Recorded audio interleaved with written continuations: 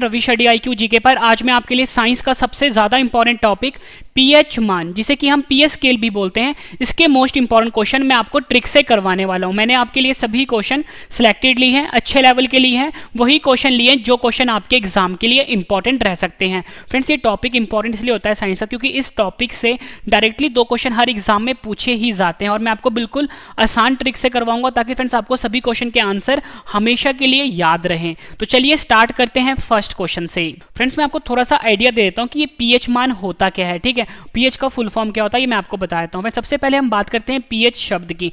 PH का full form होता है पावर ऑफ हाइड्रोजन, या आप बोल सकते हो पोटेंशियल ऑफ हाइड्रोजन। ये दोनों फुल फॉर्म होते हैं इसके। ठीक है, पावर ऑफ हाइड्रोजन या आप बोलो पोटेंशियल ऑफ हाइड्रोजन। और फ्रेंड्स, हम पीएच मान देखने में कुछ इस तरह का होता है। ठीक है, जो पीएच मान होता है या आप बोलो पीएच स्केल जो होता है वो देखने में कुछ इस तरह का होता है। इसका जो फ्रेंड्स रेंज होता है ना वो 0 से लेके 14 तक जाता है। मतलब जो नंबर होता है 0 से लेके 14 तक जाता है। आपसे एग्जाम में पूछा जाएगा कि जो पीएच मान जो होता है उसका रेंज कितना होता है, आपका आंसर होगा 0 से लेके 14 तक। अब एक क्वेश्चन बनता है कि पीएच मान से हम पता क्या करते हैं। पीएच मान से हम 3 चीजें पता करते हैं फ्रेंड्स। कोई भी जो हमारे पास सोल्यूशन है या आप बोलो कोई भी जो हमारे पास घोल है वो अम्लीय होगा, क्षारीय होगा या उदासीन होगा। ठीक है, यहां पे लिख देता हूं अम्लीय होगा। ठीक है, अम्लीय होगा। फ्रेंड्स देखो, हम ये पता करते हैं कि जो कोई भी घोल है वो अम्लीय होगा, अम्लीय को हम एसिडिक भी बोलते हैं। दूसरा हम ये पता करते हैं वो घोल क्षारीय होगा, क्षारीय को हम बेसिक भी बोलते हैं। तीसरा पता करते हैं कि वो जो घोल है ये उदासीन होगा। ठीक है, उदासीन को हम न्यूट्रल भी बोलते हैं। ठीक है, ये 3 चीज हम पता करते हैं पीएच मान से। अब यहाँ पे फ्रेंड्स हम बात करते हैं पीएच मान जो देखने में कुछ इस तरह का होता है।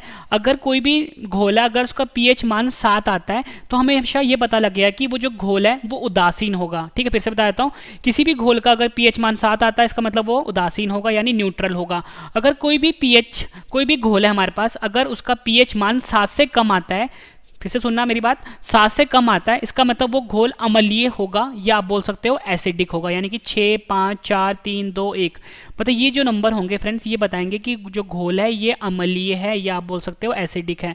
7 से ज्यादा होगा तो वो घोल जो होगा फ्रेंड्स वो क्षारीय होगा या आप बोल सकते हो बेसिक होगा। यानी कि 8 नंबर, 9 नंबर, 10 नंबर, 14 तक जो नंबर होंगे ये क्षारीय बताएगा यानी बेसिक होगा। ठीक है, ये हम पता करते हैं पीएच मान से। अब हम स्टार्ट करते हैं क्वेश्चन ट्रिक से। फर्स्ट क्वेश्चन है हमारा, जल का पीएच मान कितना होता है। सही आंसर है ऑप्शन ए 7। जल का जो पीएच मान होता है ये 7 होता है। ठीक है, ये तो मैंने आपको बता दिया कि जल का पीएच मान 7 होता है। अब मैं आपको फ्रेंड्स ट्रिक देता हूं। ठीक है, 2 ट्रिक दूंगा मैं आपको, दोनों में से जो अच्छा लगे वो अपने पास रख लेना। ठीक है, पहला ट्रिक मैं आपको देता हूं फ्रेंड्स, आपने एक गाना सुना होगा, 7 समुंदर पार मैं तेरे पीछे पीछे आ गई। ठीक है, गाना सुना है, हिंदी गाना है, ये पुराना गाना है। ठीक है, मैंने भी थोड़ी देर पहले ही देखा था। 7 समुंदर पार मैं तेरे पीछे पीछे आ गई। यहां पे लिख देता हूं 7 समुंदर। ठीक है, ये ट्रिक है, 7 समुंदर पार में तेरे पीछे पीछे आ गई। फ्रेंड्स यहाँ पे देखना समुंदर आया है, समुंदर में क्या होता है, पानी होता है, आप सभी को पता है। और पानी का समुद्र का क्या लिखा हुआ है, यहाँ पे 7 लिखा हुआ है। यानी कि हमें ये पता लगा कि पानी का जो पीएच मान होता है ये 7 होता है। ये ट्रिक है, 7 समुंदर, समुंदर में क्या होता है पानी, पानी के आगे 7 लिखा हुआ है यानी कि पानी का पीएच हो गया 7। एक ट्रिक आपको मैंने ये दे दिया। दूसरा ट्रिक मैं आपको ये देता हूँ कि फ्रेंड देखो, हफ्ते में कितने दिन होते हैं, 7 दिन होते हैं एक हफ्ते में। और 7 दिन क्या चाहिए आपको, खाना जरूरी नहीं है लेकिन पानी जरूरी है। तो यानी कि 7 दिन क्या जरूरी है, पानी जरूरी है। तो यानी कि पानी का पीएच यहां से भी हमें पता लग गया क्या होता है, 7 होता है। ठीक है, इंपॉर्टेंट क्वेश्चन रहेगा आपके एग्जाम के लिए, कई बार पूछा गया है। अब जो फ्रेंड्स अगला क्वेश्चन है ये भी इसी से रिलेटेड है। क्वेश्चन है हमारा कि नमक का पीएच मान कितना होता है। सही आंसर है ऑप्शन ए 7। नमक का जो पीएच मान होता है वो 7 होता है। एग्जाम में पूछेंगे आपने आंसर 7 पे करना है। अब मैं आपको ट्रिक देता हूँ, सबसे आसान ट्रिक। फ्रेंड देखो, जो नमक होता है, नमक आपको सभी को पता है कहाँ पर होता है, समुद्र में होता है ना, समुद्र में होता है, पानी से निकलता है नमक, है ना, आप सभी को पता है। अब देखो मैंने ऊपर ही आपको एक ट्रिक दिया है, 7 समुंदर। तो यानी कि हमें यहाँ से पता लग गया है कि समुद्र के आगे 7 लिखा हुआ है तो ऑब्वियस सी बात है नमक भी समुद्र से ही निकल रहा है, पानी से निकल रहा है, तो नमक का पीएच भी 7 हुआ। ठीक है, ये क्वेश्चन भी एग्जाम में कई बार पूछा गया है। उम्मीद करता हूँ फ्रेंड्स आपको ट्रिक पसंद आ रही है। अगला क्वेश्चन करते हैं, ये क्वेश्चन भी एग्जाम में कई बार पूछा गया है। क्वेश्चन है हमारा, NaCl का पीएच मान क्या होता है। सही आंसर है इसका ऑप्शन ए 7। NaCl का पीएच मान भी 7 होता है। और फ्रेंड्स मैं आपको समझाता हूँ कि NaCl होता क्या है।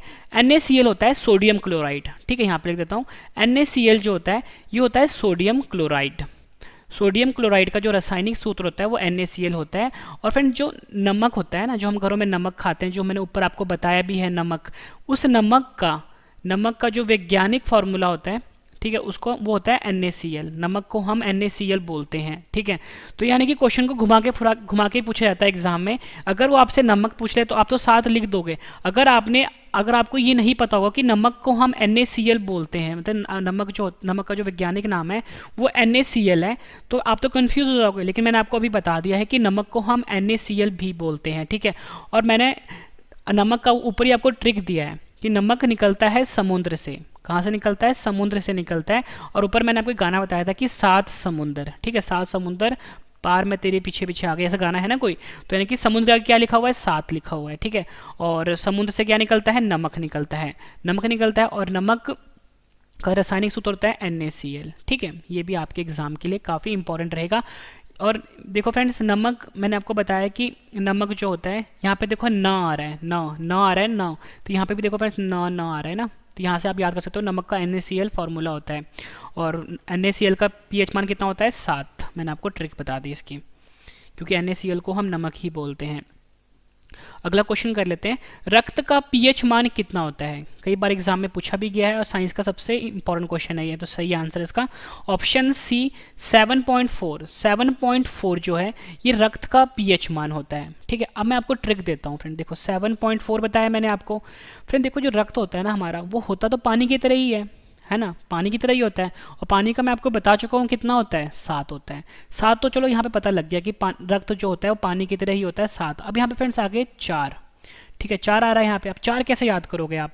फ्रेंड देखो, अगर किसी भी इंसान का अगर 1 बूंद खून निकलता है, चलता है, जायज है। 2 बूंद निकल रहा है, उससे कोई फर्क नहीं पड़ता। लेकिन जब उसकी 4 बूंदें निकल जाती है ना, तो फ्रेंड्स वो डर जाता है, ठीक है। यानी कि 4 बूंदें काफ़ी ज़्यादा होती हैं।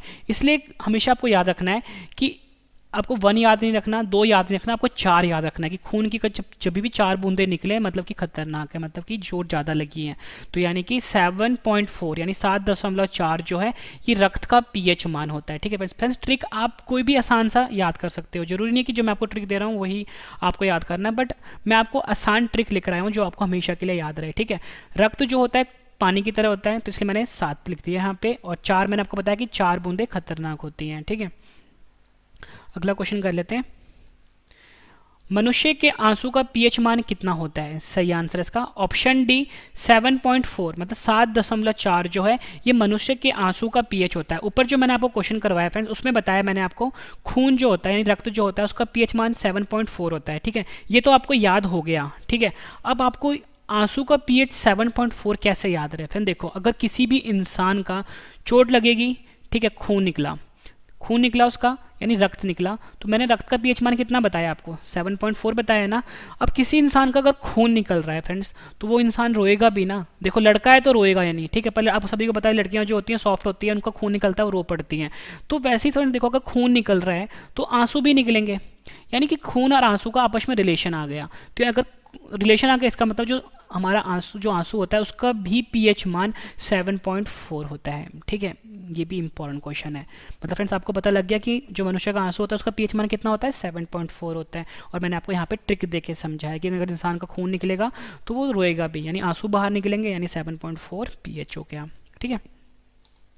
अगला कर लेते हैं, नींबू का pH मान कितना होता है? सही आंसर है ऑप्शन डी 2.4। नींबू का जो pH मान होता है वो 2.4 होता है। अब मैं आपको ट्रिक देता हूँ कि फ्रेंड्स आपको याद कैसे करना है एग्जाम में, ठीक है। आप कभी भी फ्रेंड्स सब्जी लेने जाते हो, ठीक है, कभी भी आप सब्जी की शॉप पे जाओगे, आप इमेजिन करो, ठीक है, सब्जी वाले ने यहाँ पे सेब रखे होते हैं, ठीक है, केले रखे होते हैं, तो फ्रेंड्स और साथ में उसने नींबू भी रखे होते हैं। पर जब कोई भी इंसान जाता है ना फ्रेंड्स सेब लेने के लिए, मतलब नींबू लेने के लिए, वो ये हमेशा बोलता है कि आधा दर्जन केला डाल दो या 1 दर्जन केला डाल दो, ठीक है, 1 किलो ये वाली सब्जी गोभी डाल दो, 1 किलो आलू डाल दो। लेकिन कभी भी ना फ्रेंड्स जब भी नींबू खरीदता है ना, वो हमेशा ये बोलता है यार 2-4 नींबू डाल दें, हमेशा ये बोलता है। क्योंकि नींबू तो आप फ्रेंड्स आप सभी को पता है कि हर कोई खाता नहीं है, ठीक है, तो वो हमेशा बोलता है यार चल 2-4 नींबू भी डाल दे ऊपर से। तो वो क्या करता है, नींबू को तोलता नहीं है सब्जी वाला, वो क्या करेगा, आपसे 10 रुपये लेगा, 2-4 नींबू डाल देगा, है ना। तो यानी कि आपको पता लग गया कि नींबू का pH मान कितना होता है? 2-4 यानी 2.4 नींबू का pH मान होता है। ये आपको याद रखना है, इंपॉर्टेंट रहेगा। अगला क्वेश्चन कर लेते हैं, बैटरी अम्ल का pH मान कितना होता है? सही आंसर है इसका ऑप्शन डी 1, ठीक है। बैटरी अम्ल का pH मान 1 होता है। फ्रेंड्स कभी भी ना कोई भी जो अमल होता है, ठीक है, अमल मैंने आपको बताया था कि अमल क्या होता है, जब कभी भी 7 से नंबर कम आए, ठीक है, वो हमेशा अमलीय होगा, है ना। तो यानी कि एक नंबर बताता है कि देखो 7 के जितने पास होगा ना, जैसे 6 हो गया, 5 हो गया, और जो 1 होगा ना फ्रेंड्स, वो ज़्यादा ताकतवर अमल होगा। मतलब 6 वाला कम ताकतवर अमल होगा, 5 वाला भी कम होगा, लेकिन जितना दूर होगा ना 7 से, वो उतना ही मतलब कि तेज अमलीय होगा, ठीक है, ये हमसे पता लगता है। अब देखो फ्रेंड्स, बैटरी में जो अमल प्रयोग आ रहा है, अब बैटरी में जो अमल होगा, मतलब घर में जो इन्वर्टर वाली बैटरी होती है ना, इन्वर्टर वाली बैटरी, इसमें जो अमल होगा, मतलब इसमें जो एसिड होगा ना फ्रेंड्स, वो बहुत ही तेज होता है, ठीक है, बहुत ही हार्ड एसिड होता है। यानी कि फ्रेंड्स, तो आप ये बोल सकते हो फ्रेंड्स, कोई भी चीज़ अगर बहुत ही अच्छी, मतलब बहुत ही बेस्ट क्वालिटी का अमल है, मतलब ये जो अमल होगा इसके अंदर बहुत ही स्ट्रांग है, अगर बहुत ही अच्छी क्वालिटी का है, तो फ्रेंड्स आप क्या बोलते हो, कोई भी चीज़ अच्छी होती है आप बोलते हो यार एक नंबर चीज़ है, आप यही बोलते हो ना, कोई भी चीज़ है तो एक नंबर है। तो यानी बैटरी के अंदर जो अमल है बहुत ही स्ट्रांग है, बहुत ही तेज है, तो इसका मतलब आप ये बोलोगे यार एक नंबर अमल है। तो यहाँ से हमें पता लगा कि बैटरी का जो अमल होता है उसका pH मान 1 हो गया, यानी एक नंबर 1 हो गया, ठीक है। ये भी बहुत अच्छी ट्रिक दी है मैंने आपको याद करने के लिए। अब देखो फ्रेंड्स, एक क्वेश्चन एग्जाम में पूछा जाता है कि जो बैटरी होती है घरों में हम इस्तेमाल करते हैं इन्वर्टर में, ठीक है, उसके अंदर जो अमल होता है उस अमल का नाम क्या होता है। उस अमल का नाम होता है फ्रेंड्स सल्फ्यूरिक एसिड। क्या होता है, सल्फ्यूरिक एसिड। और सल्फ्यूरिक एसिड का जो रासायनिक सूत्र होता है वो H2SO4 होता है, जो मैंने यहाँ पे लिखा है।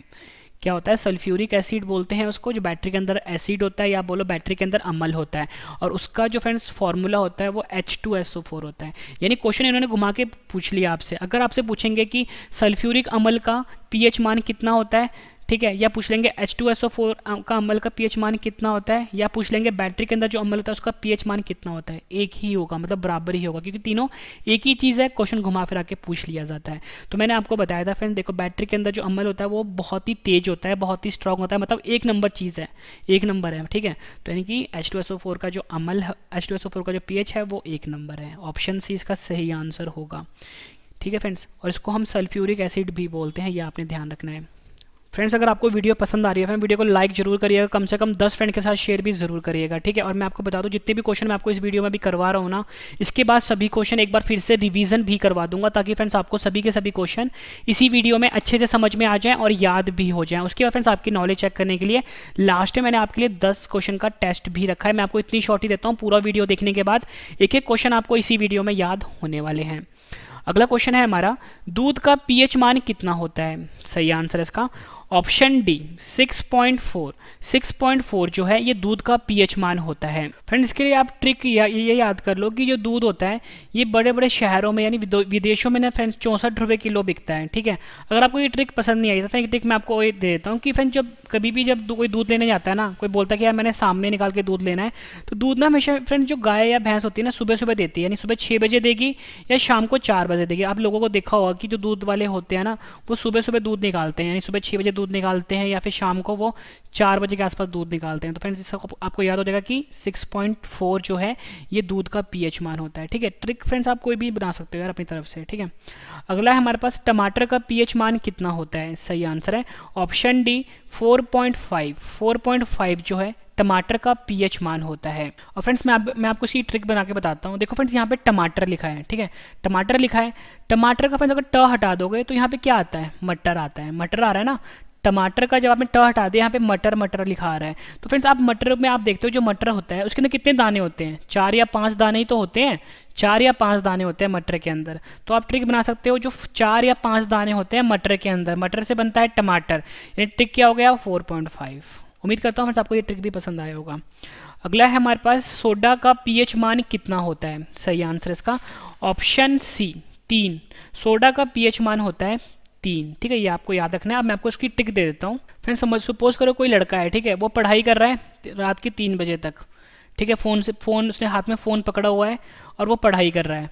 तो उसके घर वाले आते हैं बाहर से, वो बोलते हैं कि 3 बज गए हैं, मतलब कि वो मतलब रात भर पढ़ ही रहा था, ठीक है। वो अब उसके घर वाले जब आते हैं रात को तो देखते हैं कि 3 बज गए हुए हैं, ठीक है, लेकिन वो फिर भी पढ़ रहा है। तो उसके घर वाले बोलते हैं 3 बज गए हैं, अब सो जा। ये सोडा है ना, सोडा, उसको घर वाले बोलते हैं सो जा।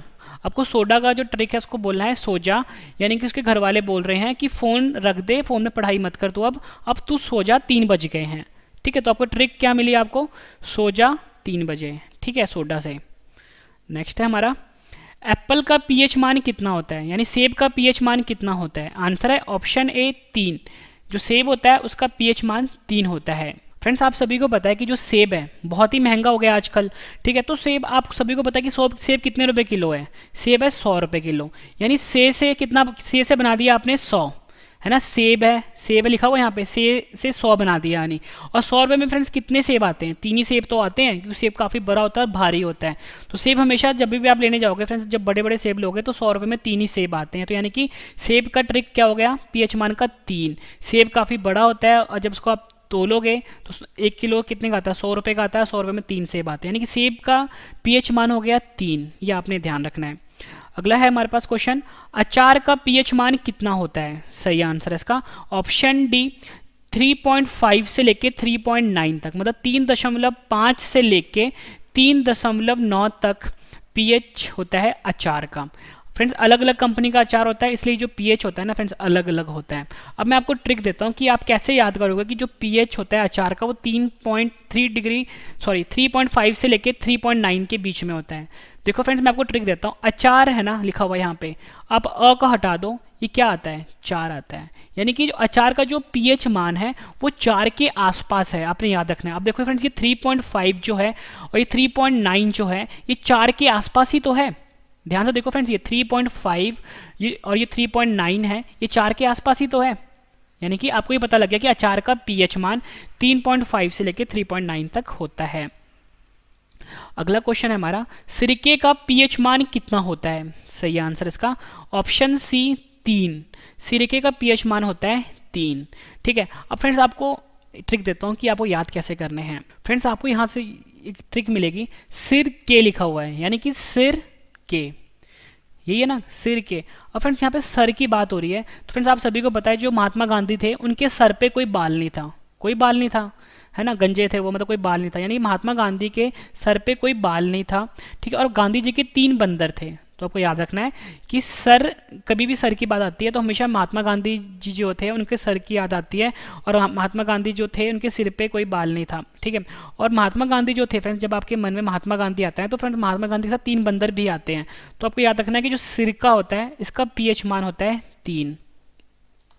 अगला है हमारे पास, शराब का पीएच मान कितना होता है? सही आंसर इसका ऑप्शन डी 2.8 जो है शराब का पीएच मान होता है, ठीक है।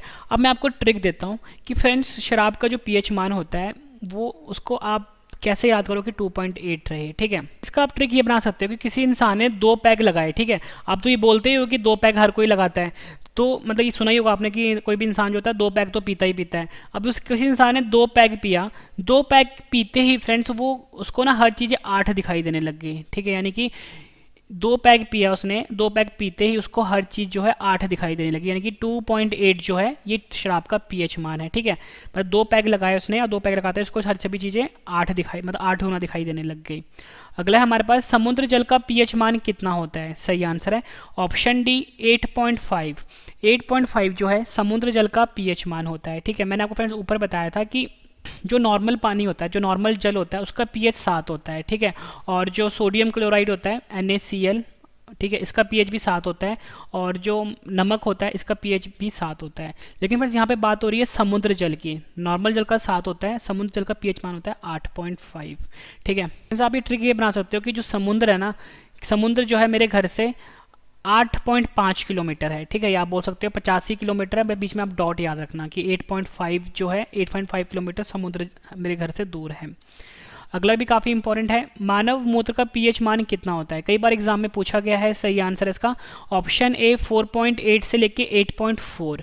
फ्रेंड्स आप देखो मानव मूत्र का पीएच मान मैंने आपको बताया 4.8 से लेके 8.4। आप इस चीज़ को ध्यान से देखना, ये जो 4.8 है ना इसका उल्टा करोगे आप तो क्या हो जाएगा 8.4 होगा। तो ये आपको आसानी से याद हो गया कि 4.8 से लेके 8.4 तक मानव मूत्र का पीएच होता है।